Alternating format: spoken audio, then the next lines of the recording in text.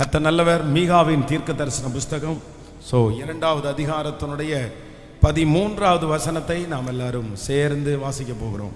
மீகாவின் தீர்க்க தரிசன புஸ்தகம் 2வது அதிகாரத்தினுடைய 13வது வசனத்தை எல்லாரும் சேர்ந்து நம்ம வாசிக்கலாம். தடைகளை நீக்கி போடுகிறவர் அவர்களுக்கு முன்பாக நடந்து போகிறார். அவர்கள் தடைகளை நீக்கி வாசலால் உட்பிரவேசித்து கடந்து போவார்கள். அவர்கள் ராஜா அவர்களுக்கு முன்பாக போவார். கர்த்தர் அவர்கள் முன்னணியிலே நடந்து போவார். இன்னொரு விஷயம் கூட வாசிக்கலாம். தடைகளை நீக்கி போடுகிறவர் அவர்களுக்கு முன்பாக நடந்து போகிறார். அவர்கள் தடைகளை நீக்கி வாசலால் உட்பிரவேசித்து கடந்து போவார்கள். அவர்கள் ராஜா அவர்களுக்கு முன்பாக போவார். கர்த்தர் அவர்கள் முன்னணியிலே நடந்து போவார். எல்லா தடைகளையும் நீக்கி நாம் ஒரு நல்ல வாசல் வழியாய் கடந்து போய் அந்த ராஜாவுக்கு முன்பாக பெரிய ஆசீர்வாதத்தை சுதந்தரிக்க போகிறோம். தடைகளை நீக்குகிறவர் அவர்களுக்கு முன்னே நடந்து போகிறார். இந்த மாதம் ஒருவர் நமக்கு முன்பாய் நடந்து போகிறார். இந்த மாதம் நம்முடைய பிரச்சனைக்கு முன்பாக ஒருவர் கடந்து போகிறார். இந்த மாதம் நம்முடைய தேவைகளுக்கு முன்பாக ஒருவர் கடந்து போகிறார். இந்த மாதம் நாம் பேச வேண்டிய சில இடங்களிலே, நாம் நிற்க வேண்டிய சில இடங்களிலே, இல்லை என்றால் நமக்காக சிலர் நிற்பார்கள் என்ற அந்த இடத்திற்கு நேராய் ஆண்டவர் கிருபையாய் கர்த்தர் வாக்கு கொடுக்கிறார். நான் அந்த இடத்திலே உனக்கு முன்பாக போய் உனக்கு முன்பாக இருக்கிற தடைகளை எல்லாம் உடைத்து அந்த இடத்துல ஒரு வாசலை உங்களுக்காக திறந்து இந்த மாதம் அந்த மகிமையின் ராஜாவுடைய அதிசயத்தை உங்களுடைய கண்கள் காண போகிறது. பல மாதத்தினுடைய தடைகள் இந்த மாதம் உடைய போகிறது. அநேக வருடமாய் தடையாய் இருக்கிற காரியத்தை கர்த்தர் வெகு சீக்கிரத்திலே உங்களுடைய கைகளிலே கைகூடி வர பண்ண போகிறார். இந்த தடை பல நாட்களா இருக்கிறது. இந்த தடை சரியாகாது, இந்த தடையிலிருந்து விடுதலை ஆக முடியாதுன்னு பலர் உங்களை பார்த்து சொல்லலாம். ஆனா ஆவியானவர் உங்க கரத்தை பிடிச்சு ஆண்டவர் வாக்கு கொடுக்கிறார். தடைகளை உடைக்கிறவர் உங்களுக்கு முன்னே கடந்து போய் 400 ஆண்டுகளுடைய தடையை உடைக்கிறதற்கு அவரால் முடியுமானால், 400 ஆண்டுகளுடைய எகிப்தினுடைய தடைகளை கர்த்தரால் உடைக்க முடியுமானால், உங்க வாழ்க்கைக்கு முன்பாக இருக்கிற தடைகள் எத்தனை ஆண்டுகளாக தொடர்ந்து கொண்டிருந்தாலும், வம்சாவளியாய் தொடர்ந்து கொண்டிருந்தாலும், கர்த்தராகிய ஆண்டவர் அவர் ராஜாதி ராஜாவா இருக்கிறதுனாலே தடைகள் அவருக்கு முன்பாக நிற்க முடியாது. தடைகள் அவருக்கு முன்பாக நிற்க முடியாது.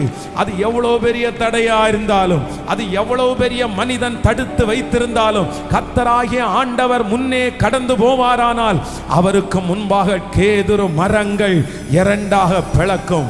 அவருக்கு முன்பாக செங்கடல் பிளந்து வழிவிடும். அவருக்கு முன்பாக தடை இருக்க முடியாது. எவ்வளவு பெரிய தடையா இருந்தாலும், காற்றா இருந்தாலும், கடலா இருந்தாலும் அவருக்கு வழி விட்டுதான் ஆக வேண்டும். காரணம், நான் ஆராதிக்கிற தேவன் அவர் தடைகளை உடைக்கிறவர்.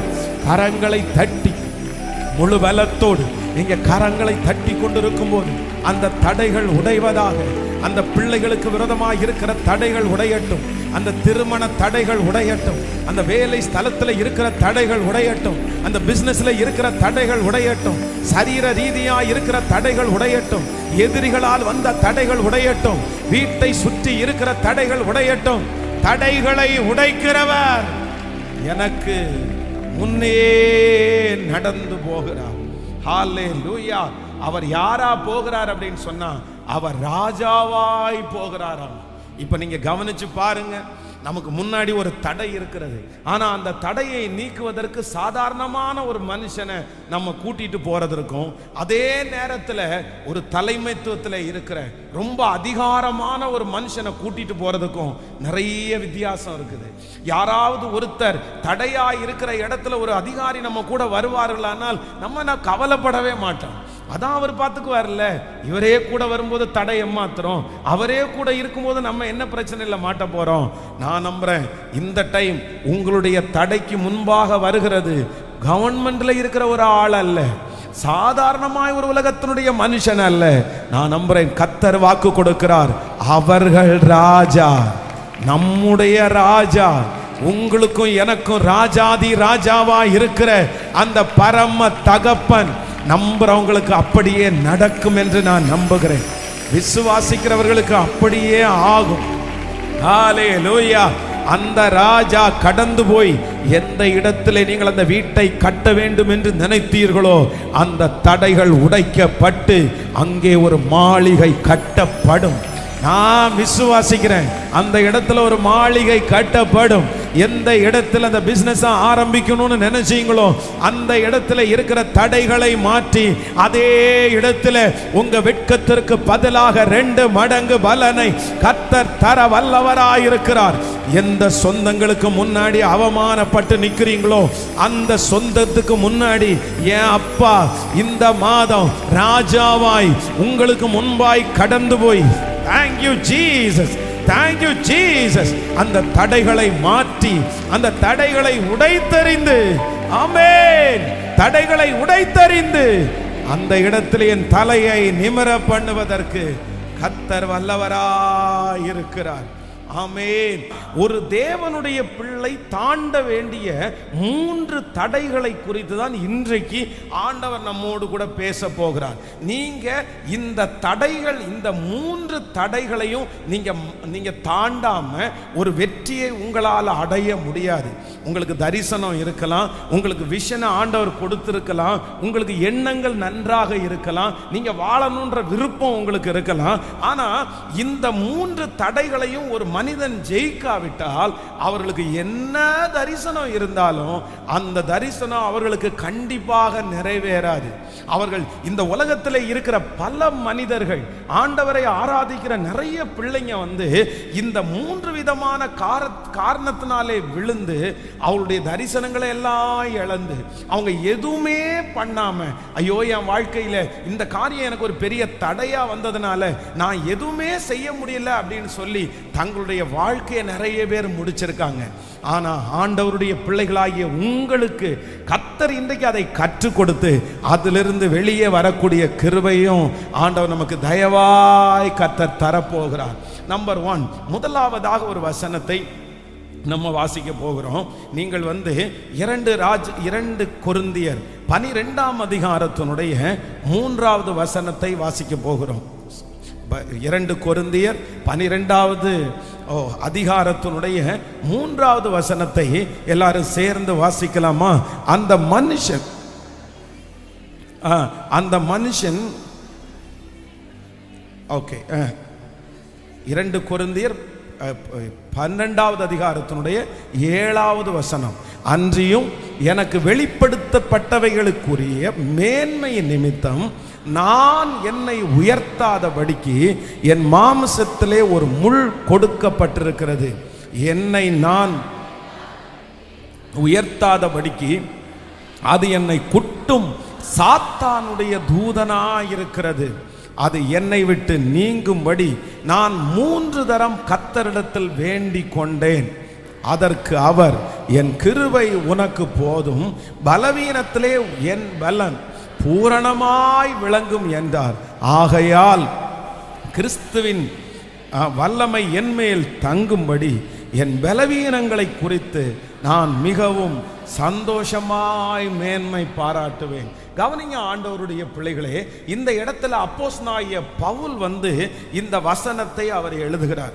இந்த சம்பவம் நமக்கு நிறைய பேருக்கு தெரியும். தன்னுடைய வாழ்க்கையிலே பல பெரிய பெரிய ஊழியத்தை செய்தவர் அப்போஸ்தலனாகிய பவுல். அவருடைய உருமால்களிலே அற்புதம் நடந்துச்சு. அவர் போகிற இடத்திலெல்லாம் பிசாசுகள் ஓடின. இப்படி மிகப்பெரிய ஊழியத்தை செய்த இந்த அப்போஸ்தலனாகிய பவுல் பல இடங்களிலே அவருக்கு சூழ்நிலைகள் சாதகமா அமையல.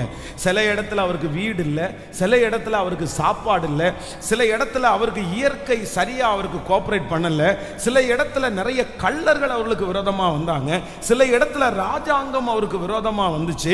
இப்படி இந்த அப்போஸ்தலனாகிய பவுல் அவர் சொல்லும்போது சொல்றாரு, எல்லாரை விட நான் அதிகமாய் பாடுபட்டேன். நிறைய அவருக்கு பாடு, நிறைய அவருக்கு பிரச்சனை, நிறைய நாள் சாப்பிடாம அவர் இருந்தார், நிறைய நாள் கப்பல் சேதத்தில் அவருக்கு உள்ளாக்கப்பட்டது. ஆனா இவ்வளோ பெரிய பிரச்சனைக்குள்ள போனதுக்கு அப்புறமும் ஒரு நாளாவது ஆண்டவரை பார்த்து, எனக்கு சாப்பாடு இல்லை, எனக்கு கொஞ்சம் நாளைக்கு சாப்பாடு கொடுத்தா நல்லா இருக்கும், எனக்கு நல்ல துணிமணி இல்லை, எனக்கு அந்த மாதிரி துணிமணிக்காக நான் ஒரு ஜெபம் பண்ணேன், இல்லை எனக்கு ஊழியம் செய்யறதுக்கு ஒரு நல்ல இடம் இல்லை, எனக்கு ஒரு நல்ல இடத்தை தாங்க. அப்போ அப்போஸ்தலனாகிய பவுல் தன்னுடைய ஊழிய அனுபவத்திலே எந்த இடத்திலையும் தன்னுடைய தேவைகளுக்காக அவர் ஜெபம் பண்ணதா வேதம் சொல்லல. அவருடைய உடம்பிற்காகவோ, அவருடைய பணத்திற்காகவோ, அவருடைய சாப்பாட்டுக்காகவோ, எதிரி எனக்கு விரோதமா வரான்றதுக்காகவோ, எதற்காகவுமே ஜெபம் பண்ணாத இந்த அப்போஸ்தலனாகிய பவுல் அவர் ஒரே ஒரு காரியத்திற்காக 3 டைம் ஜெபம் பண்றாரு. எதுக்கு ஜெபம் பண்றாரு அப்படின்னா, அன்றியும் எனக்கு வெளிப்படுத்தப்பட்டவைகளுக்குரிய மேன்மையின் நிமித்தம் நான் என்னை உயர்த்தாதபடிக்கு எனக்கு என் சரீரத்திலே ஒரு முள் கொடுக்கப்பட்டிருக்கிறது. எல்லாத்தையுமே தாங்கிட்டாரு. பசியை தாங்கிட்டாரு, பட்டினியை தாங்கிட்டாரு, கப்பல் சேதத்தை தாங்கிட்டாரு, வீடு இல்லாம தெருவில் படுத்து கிடந்ததை தாங்கிட்டாரு.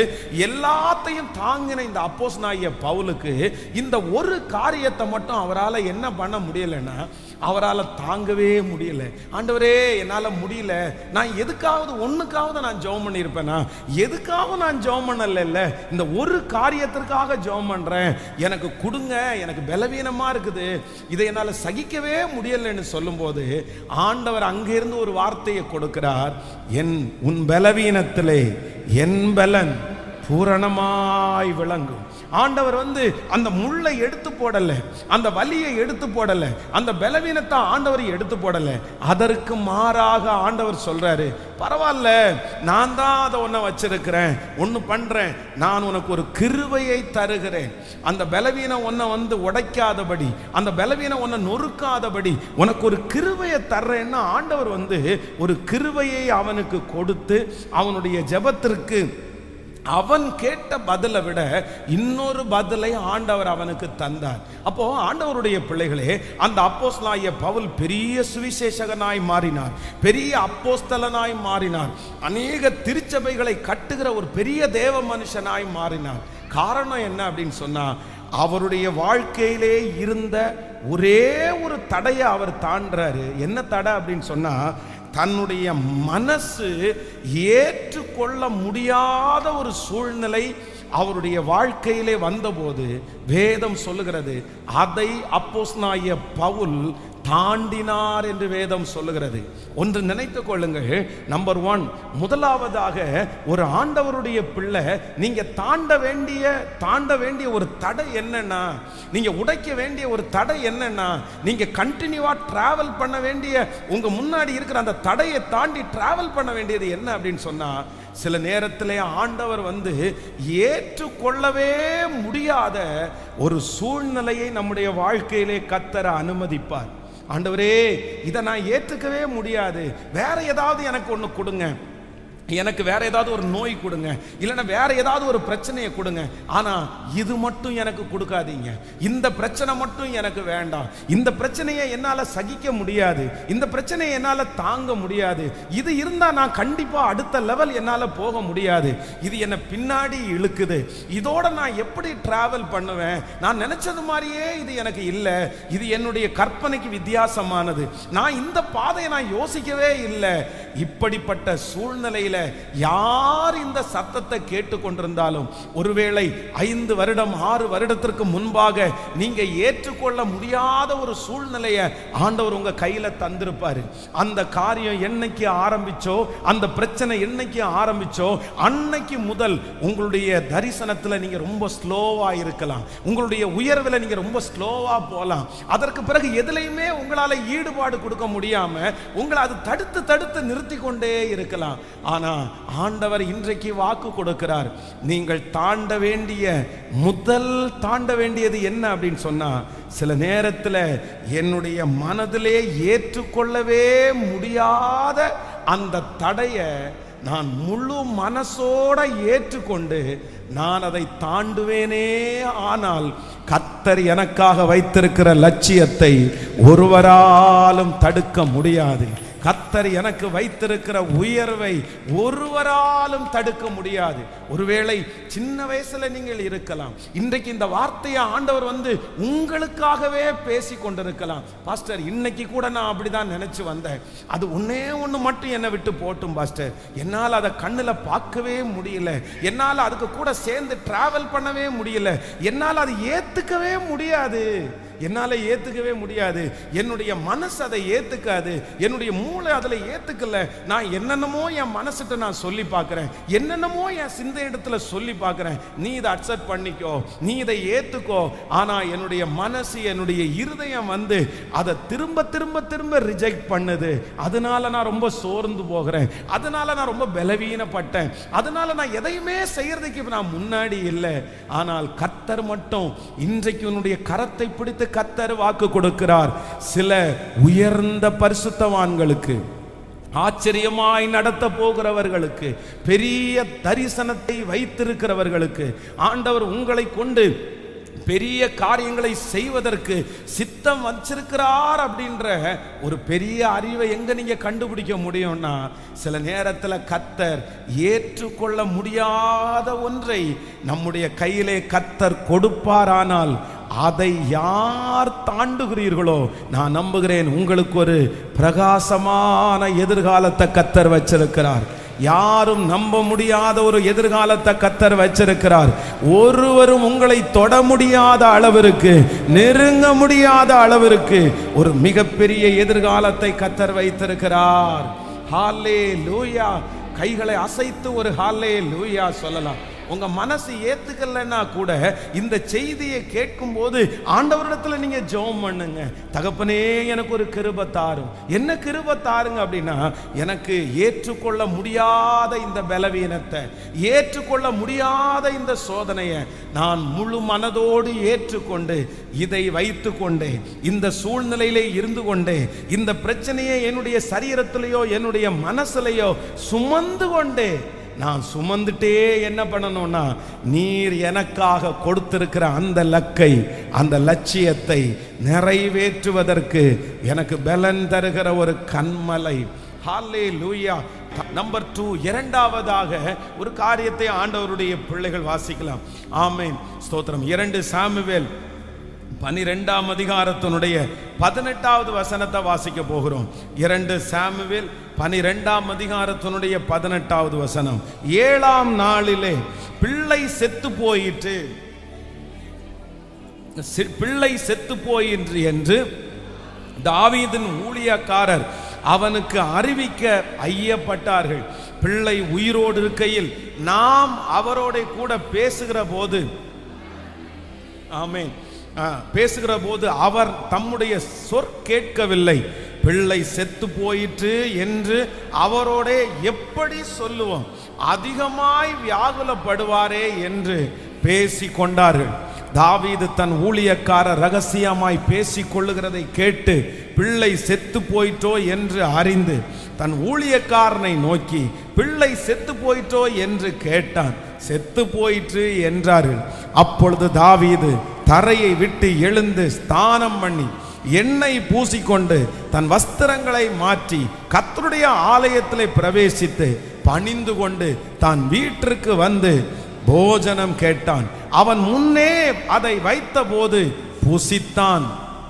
அப்பொழுது அவன் ஊழியக்காரர் அவனை நோக்கி, நீர் செய்கிற இந்த காரியம் என்ன? பிள்ளை உயிரோடு இருக்கையில் உபவாசித்து அழுதீர், பிள்ளை மரித்த பின்பு எழுந்திருந்தி அசனம் பண்ணுகிறே என்றார்கள். அதற்கு அவன், பிள்ளை இன்னும் உயிரோடு இருக்கையில் பிள்ளை பிழைக்கும்படி கர்த்தர் எனக்கு இறங்குவாரோ எப்படியோ யாருக்கு தெரியும் என்று உபவாசித்து அழுதேன். அது மரித்திருக்க இப்பொழுது நான் உபவாசிக்க வேண்டியது என்ன? இனி நான் அதை திரும்பி வர பண்ண கூடுமோ? நான் அதனிடத்திற்கு போவேனே அல்லாமல் அது என்னிடத்திற்கு திரும்பி வரப்போகிறது இல்லை என்றான். ஆண்டவருடைய பிள்ளைகளே, இந்த இடத்துல ரொம்ப அழகா நமக்கு தெரியும், மிகப்பெரிய தலைவனான மிகப்பெரிய ராஜாவான தாவீது சமஸ்த இஸ்ரவேல் ஜனங்களுக்கும் ஒரு மிகப்பெரிய ராஜா. ஆனா அவன் பஸ்தேபாலிடத்திலே அவன் தவறு செய்யறான். இப்போ அவனுக்கு ஆண்டவர் ஒரு குழந்தை அவனுக்கு கிடைக்குது. ஆனா அந்த குழந்தை வியாதியா இருக்குது. இப்போ அந்த குழந்தை மேல வச்சிருக்கிற பாசத்தினால எப்படியாவது அந்த குழந்தை உயிரோட வரணும், நம்ம செஞ்ச தவறு நிமித்தமா தான் இந்த குழந்தை உடல்நல சரியில்லாம இருக்குது அப்படின்னு சொல்லி எல்லா பொறுப்புகளையும் விட்டு தேவனுடைய ஆலயத்துல போய் உபவாசம் பண்ணி அழுறாரு. ஆனா திடீரென்று வெளியில ஒரு பேச்சு சத்தம் கேட்குது, குழந்தை செத்து போயிருச்சு, நீ போய் சொல்றியா நான் போய் சொல்றேன்னா அப்படின்னு அவங்களுக்குள்ளே ஒரு பெரிய வாக்குவாதம் இருக்குது. அதை கேட்டுட்டு இருந்த தாவீது, குழந்தை இறந்து போயிச்சா செத்து போயிச்சா? ஆமா செத்து போயிருச்சு. உடனே எழும்பி அவ்வளவுதான் குளிச்சுட்டு சர்ச்சுக்கு போயிட்டு சாப்பாடை கேட்டு சாப்பிட்ட உடனே அங்க இருக்கிற அத்தனை பேருக்கும் ரொம்ப பிரமிப்பா இருக்குது. என்னையா நீ எல்லாம் மனுஷனா? என்ன நீ என்ன குணம் உங்களுக்குள்ள இருக்குது? எங்களுக்கு வித்தியாசமா இருக்குது. நீங்க சரியான ஒரு மைண்ட் செட்ல இருக்கிறீங்களா இல்லையா? உங்களுக்கு மூளை சரியா ஒர்க் ஆகுதா? இந்த மாதிரிலாம் நிறைய தோணுது. ஏன் குழந்தை உயிரோடு இருக்கும்போது அந்த குழந்தைக்காக அவ்வளவு உபவாசம் பண்ணி அழுதிங்க, தேவ சமூகத்துல போய் கெஞ்சினீங்க. ஆனா அந்த குழந்தை இப்ப செத்து போயிருக்குன்னு தெரிஞ்ச உடனே எந்த ஃபீல் பண்ணாம எந்த அழுகையும் அழாம போயிட்டு குளிச்சுட்டு ஆலயத்துக்கு போயிட்டு இப்ப சாப்பாடு கேட்டு நீங்க சாப்பிடுறீங்களே, நீங்க என்ன நினைச்சிட்டு இருக்கிறீங்க? அப்பதான் தாவீது என்ன சொல்றாரு அப்படின்னு சொன்னா, இல்ல எனக்குள்ள ஒரு தரிசனம் இருக்குது, எனக்குன்னு ஒரு பொறுப்பு இருக்குது, எனக்குன்னு ஒரு கர்த்தர் ஒரு ராஜாங்கத்தை தந்திருக்கிறாரு, எனக்குன்னு ஒரு பெரிய எதிர்காலத்தை தந்திருக்கிறாரு. நான் பிள்ளை உயிரோடு இருக்கையில் அது பிழைக்கும்னு சொல்லி அதுக்காக நான் ஜெபம் பண்ணது உண்மைதான். ஆனா இப்ப என்ன நடந்துச்சுன்னா, ஆண்டவருடைய சித்தம் பிள்ளை உயிரோடு இருக்கிறது இல்ல. என்னுடைய ஜெபத்தை இந்த இடத்துல ஆண்டவர், என்னுடைய பிரயாசத்தை, எனக்கு இந்த காரியத்திற்கு ஆன்சர் இல்லைன்னு ஆண்டவர் சொல்லிட்டாரு. எனக்கு பதில் இல்லைன்னு தெரிஞ்சதற்கு பிற்பாடு நான் திரும்ப திரும்ப திரும்ப அதை குறித்து கவலைப்படுறது, அதுக்கு பின்னாடியே போறது எனக்கு தப்பா தெரியுது. அதனால தான் நான் எல்லாத்தையும் தூக்கி போட்டுட்டு என்னுடைய தரிசனத்திற்கு நேராக நான் தொடர போகிறேன். ஆமென். நம்பர் 2, இரண்டாவதாக ஒரு தேவனுடைய பிள்ளை, நீங்கள் தாண்ட வேண்டியது எதை தாண்டணும் தெரியுமா? எந்த தடையை தாண்டணும் தெரியுமா? சில காரியத்திற்கு உங்களுக்கு ஆன்சரே இல்லாத காரியங்கள், பதிலே இல்லாத காரியங்கள். நீங்கள் ஜெபித்திருக்கலாம், அதுக்கு பதில் இல்லாம இருக்கலாம். நீங்க உழைச்சிருக்கலாம், அதுக்கு பதில் இல்லாம இருக்கலாம். உங்களுக்கு சரியான பதில் வராததுனால, உங்களுக்கு சரியான ஆன்சர் கிடைக்காததுனால, ஒருவேளை இந்த சத்தத்தை கேட்கிற யாரோ ஒருத்தர் ரொம்ப சோர்ந்து போயிருக்கலாம். இவ்வளவு நாள் கூப்பிடுறேனே, இத்தனை நாள் ஜெபம் பண்றேனே, இவ்வளவு உபவாசம் இருக்கிறேனே, ஆனா எனக்கு ஆன்சரே இல்லையே, எனக்கு பதிலே இல்லையே, என்னால ஏத்துக்க முடியாது. எனக்கு பதில் இல்லைன்னு சொல்றதை என்னால ஏத்துக்க முடியாது. எனக்கு கண்டிப்பா பதில் வேணும். நான் பதில் வந்தாதான் நான் அடுத்து விசுவாசிப்பேன். நான் பதில் வந்தாதான் அடுத்து நான் ஊழியம் செய்வேன். நான் பதில் வந்தாதான் அடுத்து நான் வேலைக்கு போவேன். அடுத்துதான் என்னுடைய எதிர்காலம். இல்லவே இல்லை. நீங்க தாண்ட வேண்டியது என்ன அப்படின்னு சொன்னா, சில நேரங்களிலே ஆண்டவர் 90 காரியத்திற்கு நமக்கு பதில் தருவாரானால், அதுல 10 காரியத்துல சில நேரத்துல நான் எதிர்பார்த்த பதில் எனக்கு இருக்காது, அவருடைய பதில் மட்டும்தான் இருக்கும். சில காரியத்துல அவருடைய மௌனம் மட்டும்தான் இருக்கும். ஆனா அவருடைய மௌனம் ஏன்னு நமக்கு தெரியாது. ஆனா ஏற்ற நேரத்துல அந்த மௌனம் என்னன்றதற்கும் ஆன்சர் கொடுக்கிறதற்கு கர்த்தர் வல்லவரா இருக்கிறார். யாரோ ஒருத்தர் இந்த திருச்சபையில இருக்கிறீங்க, யாரோ ஒருத்தர் இந்த சத்தத்தை கேட்டுட்டே இருக்கிறீங்க. நீங்க உடைஞ்சு போய் இருக்கிறதற்கு காரணம், உங்க தரிசனத்துக்கு நேராய் ஓடாமல் இருக்கிறதற்கு காரணம், எனக்கு ஆன்சரே இல்லை பாஸ்டர், எனக்கு பதில் இல்லை, எனக்கு பதில் இல்லை, அதனால நான் ஓட மாட்டேன், அதனால நான் சோர்ந்துட்டேன், அதனால நான் விட்டுட்டேன். ஆண்டவர் ஏதாவது ஒண்ணுக்கு எனக்கு பதில் தரட்டும், எனக்கு இந்த காரியத்துல பதில் தரட்டும். இது வந்ததுக்கு அப்புறம் பார்த்துக்கலாம், இது நடந்ததுக்கு அப்புறம் பார்த்துக்கலாம், இதை ஆண்டவர் செய்யட்டும், அதுக்கப்புறம் நான் வேணா பார்த்துருக்கிறேன், அதுக்கப்புறம் நான் வேணா ஓடுறேன். இல்லை, அதுக்கு முன்னாடி என்னால் ஒன்றும் பண்ண முடியாது. என்னால ஒன்றும் பண்ண முடியாது. ஆனா ஆண்டவர் வாக்கு கொடுக்கிறார், தடைகளை உடைக்கிறவர் உங்களுக்கு முன்னே கடந்து போகிறார். தடைகளை உடைக்கிறவர் உங்களுக்கு முன்னே கடந்து போகிறார். அப்படிப்பட்ட மனதிலே இருக்கிற பதில் வராத சில தடைகளை தாண்டுவீர்களானால் அது ஏன்னு எனக்கு தெரியாது, அந்த தடைகளை நீங்கள் தாண்டுவீர்களானால் உங்களுக்கு குறித்திருக்கிறதை நிச்சயம் ஆண்டவர் கிருபையாய் நிறைவேற்றுவார். கைகளை அசைத்து ஒரு ஹல்லேலூயா, கைகளை அசைத்து ஒரு ஹல்லேலூயா.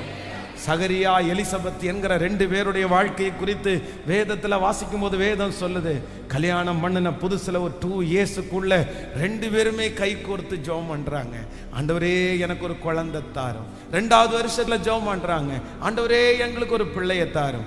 3வது வருஷத்துல ஜெபம் பண்றாங்க, 5வது வருஷத்துல ஜெபம் பண்றாங்க, 10வது வருஷத்துல ஜெபம் பண்றாங்க, 15வது வருஷத்துல ஜெபம் பண்றாங்க. ஆனா ஏறக்குறைய கொஞ்சம் ஆண்டுகள் 2 பேருமே ரொம்ப ஏஜ்ட் ஆயிட்டாங்க.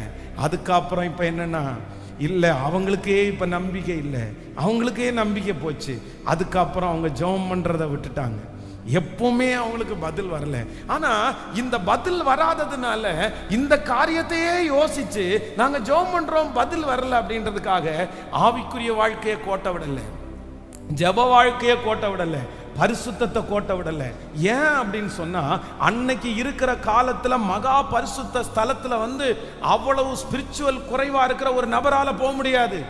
சீட்டு மடியிலே விழுந்து இந்த டைம் நீங்க மகா பரிசுத்த ஸ்தலத்துக்கு போலான்னு சொன்னா கூட நிறைய பேர் அந்த சீட்டு எனக்கு வேண்டாம், இந்த டைம் நான் போகல, வேற யாரையாவது நீங்க அனுப்புங்க.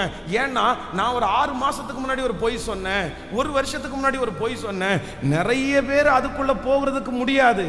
ஏன் அப்படின்னா அவர்களுடைய ஸ்பிரிச்சுவலை குறித்து அவங்களுக்கே சந்தேகம் இருக்குது. ஆனா வேதம் சொல்லுது, அவ்வளவு நீதிமானாய் வாழல அப்படின்னு சொன்னா மகா பரிசுத்த ஸ்தலத்துக்குள்ள நுழைய முடியாது. மகா பரிசுத்த ஸ்தலத்துக்குள்ள நுழைஞ்சா கூட கர்த்தர் மேக தூணிலே இறங்கி பேச மாட்டாரு. அந்த அளவுக்கு ஸ்பிரிச்சுவல் தான் யார் அப்படின்னா சகரியா. அந்த அளவிற்கு தன்னுடைய ஜெபத்திற்கு பதிலே வராதிருந்த போதிலையும் தன்னுடைய ஆவிக்குரிய வாழ்க்கைக்கு, தன்னுடைய தரிசனத்திற்கு, தன்னுடைய வேலைக்கு ஒரு குறைவு கூட வைக்காதவர் தான் யார் அப்படின்னா சகரியா. அதனால தான் ஆண்டவர் சொல்றாரு, நான் உனக்கு ஒரு பிள்ளையை தரப்போகிறேன், அவனுடைய பெயர் யோவான் அப்படின்னு நீ சொல்லுவேன்.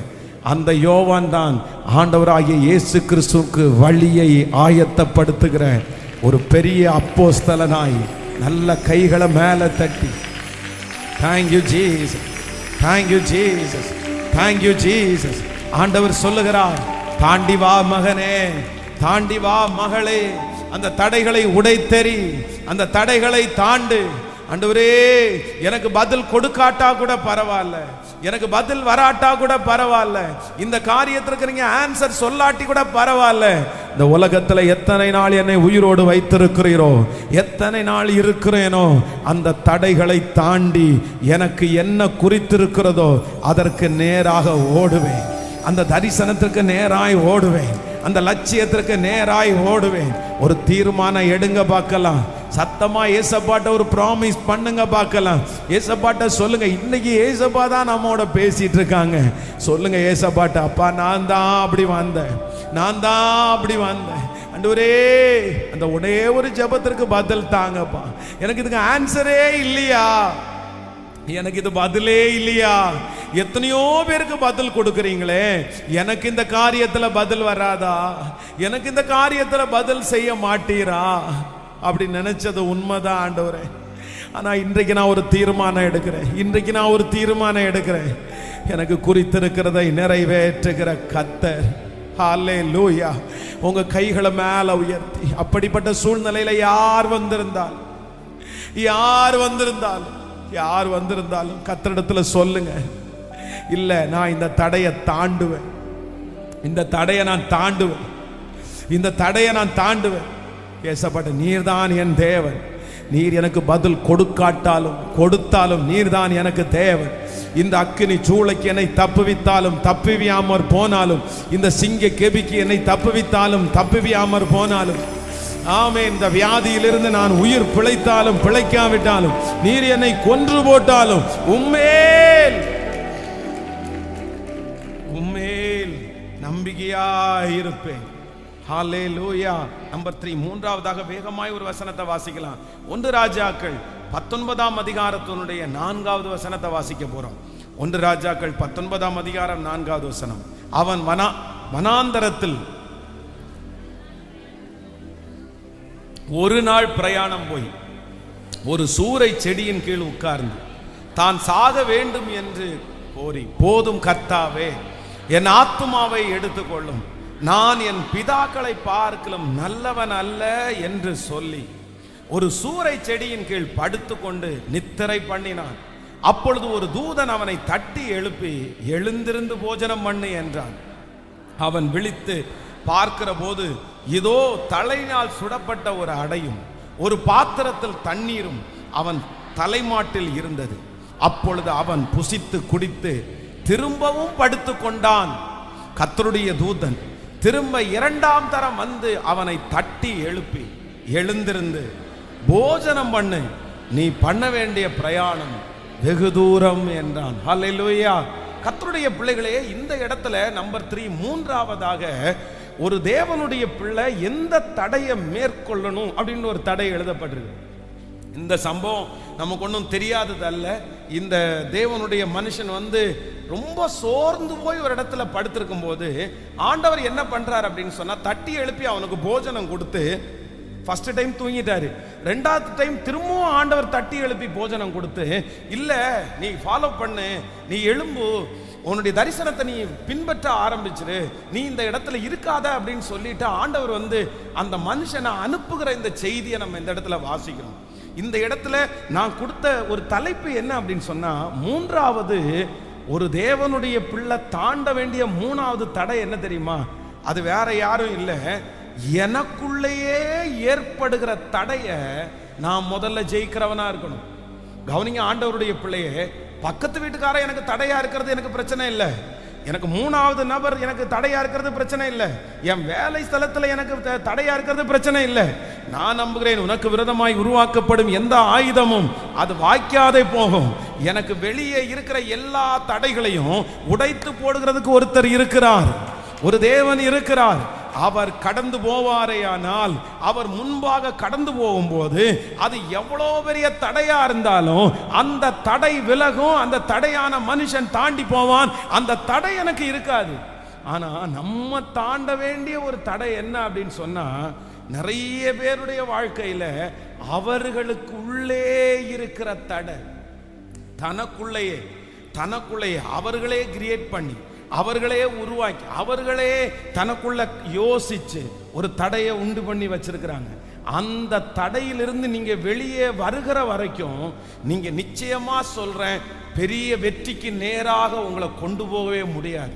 ஒரு வாலிப தம்பி 4 வருஷம் நீ சும்மா இருந்தா போதும், ஒரு வாலிப தங்கச்சி நீ ஒரு 4 இயர்ஸ் இந்த மாதிரி கட்டப்பட்ட ஒரு நிலைமையில இருந்தா போதும், எங்கேயும் போகாம எதையும் பண்ணாம உங்களுக்குள்ளேயே யோசிச்சு உனக்குள்ளேயே ஒரு காரியத்தை போட்டுட்டு நீயே ஒரு கற்பனை பண்ணிட்டு அப்படியே இருந்துட்டோம்னா உங்களுக்கு நீங்களே தடையா இருப்பீர்களே. ஆனால் உங்களுடைய தரிசனம் எப்படி நிறைவேறும்? ஒன்று நீங்க நினைச்சுக்குங்க, ரொம்ப மனசுல விரக்தியா இருக்கிற ஒரு மனுஷனும் ஸ்ட்ரோக் வந்த மனுஷனும் ஒரே மாதிரி தான். இந்த ஸ்ட்ரோக் வருது பாருங்க, இந்த கை கால் விழுது பாருங்க, இந்த கை கால் விழுகிற மனுஷனும் எழும்பாம அப்படின்னா உட்கார்ந்துட்டு இது ஒரு காரியத்தை குறித்து விரக்தியா எழும்பாம அப்படியே தன்னைத்தானே காரணம் காட்டி தன்னை சுற்றி இருக்கிறவங்களை காரணம் காமிச்சு அவ்வளவுதான் அப்படின்னு நினைக்கிறவங்களும் ஒரே மாதிரி. எப்பவுமே இந்த ஸ்ட்ரோக் வந்துச்சுன்னா டாக்டர் என்ன சொல்லுவாங்கன்னா, அது வந்த ஒரு 2.5 மணி நேரத்துக்குள்ள நீங்க ஹாஸ்பிட்டலுக்கு கொண்டு போயிட்டீங்கன்னா ஓரளவுக்கு இன்ஜெக்ஷன் பண்ணி ரெடி பண்ணிடுவாங்க. ஆனா இந்த மனுஷனுக்கு நீங்க டேஞ்சர் என்ன தெரியுமா? எவ்வளவு தூரம் அந்த மனுஷன் லேட் பண்றானோ, எவ்வளவு தூரம் அந்த மனுஷன் எக்ஸசைஸ் பண்ணாம அமைதியா இருக்கிறானோ, அந்த மனுஷனை ஸ்ட்ரோக்ல இருந்து வெளியே கொண்டு வருவதற்கு ரொம்ப கஷ்டம். அதனால தான் டாக்டர் அங்கே முடிச்ச உடனே பிசியோதெரப்பி வச்சு உடனே என்ன பண்ணுவாங்கன்னா கை காலுக்கு எக்ஸசைஸ் கொடுத்துட்டே இருப்பாங்க. அந்த ஸ்ட்ரோக் இருக்கிறவங்க மட்டும் நடந்துட்டே இருக்கணும், கை காலை ஆமிச்சிட்டே இருக்கணும். கையில் ஒரு பால் கொடுப்பாங்க, அவங்க அதை நம்ம அது பண்ணிட்டே இருக்கு, ஏதாவது ஒன்று செஞ்சுட்டே இருக்கணும். இல்லை அப்படின்னா அந்த மசில்ஸ் எல்லாம் என்ன ஆயிரும் அப்படின்னா கொஞ்ச நாள் இருந்தாங்கன்னா அப்படியே உறைஞ்சிரும். அதுக்கப்புறம் அதை ரெடி பண்ண முடியாது. ஆண்டவருடைய பிள்ளைகள் ஒன்று நினைத்துக் கொள்ளுங்கள், இது வெறும் மாம்ச பிரகாரம் மட்டுமல்ல, உங்களுடைய இருதயத்திலும் அப்படித்தான். ஏதோ ஒரு காரியத்தை யோசிச்சு நீங்க அப்படியே சில இடத்துல சிலர் உட்கார்ந்துட்டீங்கன்னு வச்சுக்கோங்களேன், நீங்க தடையா உட்கார்ந்துட்டீங்கன்னு வச்சுக்கோங்களேன், அதுவே உங்களுக்கு பழக்கமாயிரும். அதுக்கப்புறம் உங்களை யாராலும் எழுப்ப முடியாது. அதற்கப்புறம் எத்தனை உங்களுக்கு வந்து சொன்னாலும் நீங்க அந்த இடத்தை விட்டு எழுப்ப மாட்டீங்க, அந்த இடத்தை விட்டு உங்களால போகவே முடியாது. அதனால இந்த சத்தத்தை கேட்கிற யாரோ ஒருத்தருடைய மனசுல என்னமோ ஒரு தாட்டை கொடுத்து, ஏதோ ஒரு காரியத்தை கொடுத்து எழுப்ப விடாம உங்களை கட்டி உங்களுக்குள்ளே ஒரு காரியத்தை உண்டு பண்ணி உங்களை நீங்களே ஜெயிக்க விடாம சத்துரு உட்கார வைத்திருப்பார். ஆனால் ஆண்டவர் இந்த 100 days ஜெபத்துல கர்த்தர் பேசிட்டே இருக்கிறாரு. இல்ல, உங்களை குறிச்ச நோக்கம் ரொம்ப பெருசு, உங்களை குறிச்ச திட்டம் ரொம்ப பெருசு. நீங்க ஒண்ணு பண்ணணும், இன்னைக்கு உங்களுக்குள்ளே இருக்கிற அந்த தடைகளை உடைச்செறியணும், அந்த தடைகளை நீங்க தாண்டணும். நீங்க உங்களை பார்த்து சொல்லணும், என் ஆத்துமாவே நீ கர்த்தரை நோக்கி அமர்ந்து காத்திரு, அவர் சமூகத்திலிருந்து ரட்சிப்பு வரும். கர்த்தர் உங்களை எழுப்புவேன் என்று கர்த்தர் வாக்கு கொடுக்கிறார். கர்த்தர் உங்களை உற்சாகப்படுத்துவேன் என்று கர்த்தர் வாக்கு கொடுக்கிறார். உங்களை சுற்றி இருக்கிற சகல கட்டுகளையும் கர்த்தர் அவிழ்த்து அந்த கட்டுகளிலிருந்து உங்களுக்கு விடுதலை கொடுத்து, ஆமே, உங்கள் தரிசனங்களை நிறைவேற்றுவதற்கு என்னை நடத்துகிற ஒரு தேவன் என்னோடு கூட இருக்கிறார். ஹல்லேலூயா, ஹல்லேலூயா, ஹல்லேலூயா, ஆமென். இந்த இடத்துல நம்ம சாக்கு போக்கு சொல்றதற்கு எந்த பிரயோஜனமும் இல்லை. நம்ம சாக்கு போக்கு சொல்ல முடியாது. அதற்கு பிறகு அடுத்தவங்களை பார்த்து நம்ம பொறாமப்படவும் முடியாது. அவன் ஏன் இப்படி இருக்கிறான், நான் ஏன் இப்படி இருக்கிறேன் அப்படின்னு நீங்க கேட்கவே முடியாது. இந்த உலகம் யாருக்காகவும் வெயிட் பண்ணாது. இந்த உலகத்துல இருக்கிற எந்த மனுஷனும் யாருக்காகவும் வெயிட் பண்ண மாட்டாங்க. உன் ஃப்ரெண்டு உனக்காக வெயிட் பண்ண முடியாது. உங்களை சுத்தி இருக்கிறவங்க ஒரு நாளும் உனக்காக வெயிட் பண்ண முடியாது. இந்த உலகம் வேகமான உலகம், இது ரொம்ப வேகமா ஃபாஸ்டா ஓடுது. நீங்க அவர்களோட சேர்ந்து வேகமா ஓடாம நீங்க இருந்துட்டீங்கன்னா நீங்க ரொம்ப பின்தங்கி போயிருவீங்க, நீங்க பின்னாடி கிடப்பீங்க. அதற்கு பிறகு எத்தனை பேரை கூப்பிட்டு நீங்க பொறாமப்பட்டோ திட்டியோ இல்லைன்னா எந்த காரியத்தை செஞ்சோம் பிரயோஜனமே இல்லை. வாலிப தம்பிங்க தங்கச்சிங்க ரொம்ப கவனமா கேளுப்பா. உன் வாழ்க்கையில ரொம்ப முக்கியமான ஒரு சூழ்நிலையில நீ இருக்கிற. நீ போட்டியிட போகிறவங்க எல்லாம் ரொம்ப பெரிய பெரிய ஆட்கள். நீ போட்டியிடுகிற உலகம் ரொம்ப வித்தியாசமான உலகம். ஆனா அதன் மத்தியிலே ஆண்டவர் உன் கூட இருக்கிறார். கர்த்தர் உனக்கு தடைகளை மாற்றுவதற்கு கூட இருக்கிறார். நீ கொஞ்சம் எஃபோர்ட் எடுத்தா போதும், நீ கொஞ்சம் முயற்சி எடுத்தா போதும், நீ கொஞ்சம் ஜெபம் பண்ணா போதும், நீ கொஞ்சம் அவைலபிளா இருந்தா போதும், உன்னை கொண்டு எவ்வளவு பெரிய ராஜ்யத்தையும் அசைப்பார். ஏன்னா அவர் ஞானிகளை வெட்கப்படுத்துறதுக்கு பைத்தியத்தை தெரிஞ்சுக்கிட்ட கர்த்தராச்சே. உள்ளவைகளை அவமாக்குறதற்கு இல்லாதவைகளையும் இழிவானவைகளையும் தெரிந்து கொண்ட கர்த்தராச்சே. நீ இடம் கொடுப்பாயானால், நீங்க இடம் கொடுப்பீர்களே ஆனால், வாலிப தம்பி நீ இடம் கொடுப்பாயானால், பிரதர் நீங்க இடம் கொடுப்பீங்கன்னா, நீங்க கொஞ்சம் இடம் கொடுப்பீங்கன்னா, நீங்க எழும்புவீங்கன்னா, நீங்க உங்களுடைய கட்டுகளிலிருந்து விடுதலை ஆவீர்களே ஆனால், உங்களை கொண்டு எதை வேண்டுமென்றாலும் செய்கிறதற்கு கர்த்தர் வல்லவராயிருக்கிறார். ஆமென். விசுவாசிக்கிறீங்களா இல்லையா? இது உங்களுக்கு பேசுறது எத்தனை பேருக்கு எப்படி போய் சேருதுன்னு எனக்கு தெரியல. ஆனா இந்த வார்த்தையை பிரசங்கம் பண்ணும்போது நான் எனக்குள்ள நிறைய உற்சாகமாகிறேன். நான் எனக்குள்ள ஜெபம் பண்ணிட்டே தான் பிரசங்கம் பண்றேன். இல்ல உயிரோடு இருக்கும் நாளெல்லாம், உயிரோடு இருக்கும் நாளெல்லாம் எனக்கு தடையா நான் மாறிடக்கூடாது, எனக்கு தடையா நான் மாறிடக்கூடாது. என்ன எழுப்புங்க, என்ன தட்டி கொடுங்க, என்ன உற்சாகப்படுத்துங்க, என்ன யூஸ் பண்ணுங்க, என்ன புஷ் பண்ணிட்டே இருங்கப்பா, என்ன வேகப்படுத்துங்கப்பா. எப்படி ஒரு பிலிப்பு கந்தாக என்கிற மந்திரியினுடைய ஒரு ரதத்துல ஓடி போய் ஏறினானோ அதே போல நான் நம்புறேன் இந்த சத்தத்தை கேட்கிற நிறைய வாலிபர்களை மிகப்பெரிய மனிதர்களாகிய கந்தாகே என்கிற மந்திரியா கூட இருக்கலாம், அவர்கள் ஓட்டுகிறது குதிரையா கூட இருக்கலாம். ஆனா உங்களுக்குள்ளே இருக்கிற அபிஷேகம், உங்களுக்குள்ளே இருக்கிற வல்லமை, உங்களுக்குள்ளே இருக்கிற விஷன், ஹalleluya, அந்த குதிரையை விட வேகமா ஓடுற அளவிற்கு, அந்த ரதத்தை விட வேகமா ஓடுற அளவிற்கு உங்களையும் என்னையும் ஆவியானவரால கொண்டு போக முடியும். ஆவியானவரால கொண்டு போக முடியும். நம்புறவங்க நல்ல கரங்களை தட்டி அந்த ஆவியானுடைய மகிமை இப்ப ஊற்றப்படுவதாக, ஊற்றப்படுவதாக, ஒவ்வொரு வாலிபர்கள் மேல் ஊற்றப்படுவதாக, பிள்ளைகள் மேல் ஊற்றப்படுவதாக. ஜீசஸ், ராஜாக்களோடு ஓடக்கூடிய அந்த பவர், மந்திரிகளோடு ஓடக்கூடிய அந்த பவர், பெரிய பெரிய மனிதர்களோடு ஓடக்கூடிய அந்த பவர் இப்போ இப்போ ஒரு கூட்ட வாலிபர்களை இங்க தட்டி எழுப்புங்கய்யா, தட்டி எழுப்புங்கய்யப்பா, தட்டி எழுப்புங்கப்பா. உங்க வருகை தாமதிச்சா வருங்காலத்துல ஓ இவர்கள் ராஜாக்களோட ஓடணும், பெரிய பெரிய மந்திரிகளோடு ஓடணும். அந்த அக்கினி, அந்த அக்கினி பிரதர் மேல எழும்பட்டும், சிஸ்டர் மேல கடந்து வரட்டும். இப்போ இப்போ தட்டி எழுப்புங்க, தட்டி எழுப்புங்க. ஹalleluya. அடுப்படியில கடந்தது போதும் ஆண்டவரே, அடுப்படியில கடந்தது போதும். அவர்களுக்குள்ள ஒரு தைரியம் வரட்டும்.